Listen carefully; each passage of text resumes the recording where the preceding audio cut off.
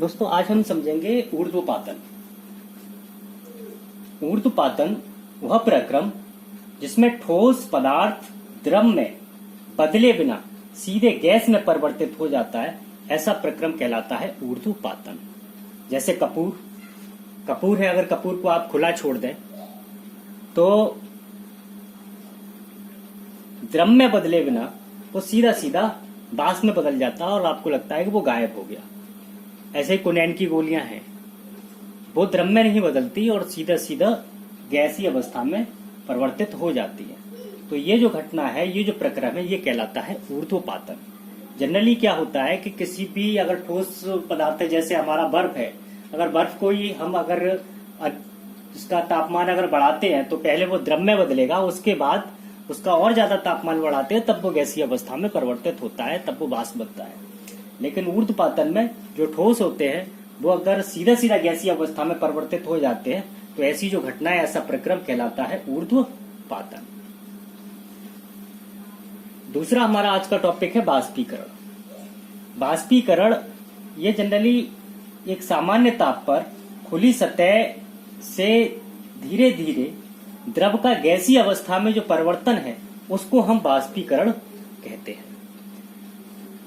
समुद्र का पानी है, आप अपने खेतों में पानी लगाते हैं तो कुछ जल है वो जमीन में चला जाता है, पौधे उसको ग्रहण कर लेते हैं, और कुछ जो जल है वो सीधा सीधा बाष्प के रूप में उड़ जाता है।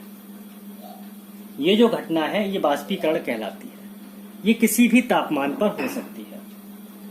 जनरल हमने जब क्वथनांक पढ़ा था तो क्वथनांक पे हमने पढ़ा था कि अगर जल के लिए ले तो लगभग 100 डिग्री टेम्परेचर पर जल तेजी से खौलने लगता है और तेजी से बाष्प में बदलने लगता है। लेकिन जल का बाष्प में बदलना बाष्पीकरण है, लेकिन बाष्पीकरण वो है जब सामान्य तापमान पर अगर हम उसको जल को छोड़ दें, अगर आपका जल किसी बर्तन में भरा हुआ भी रखा है तो वो भी धीरे धीरे कम होने लगेगा, वो किसी भी तापमान पर होने लगेगा। अगर वो खेत में है, समुद्र में है, आपके कपड़े हैं तो वो कपड़े भी जो धुलने के बाद जो सूखते हैं वो भी बाष्पीकरण के कारण ही सूखते हैं। अब बाष्पीकरण को प्रभावित करने वाले कारक कौन कौन से हैं? पहला कारक है तापमान। अगर हम तापमान बढ़ा देते हैं तो बाष्पीकरण की प्रक्रिया है वो तेजी से हो जाएगी, द्रव तेजी से बाष्प में परिवर्तित।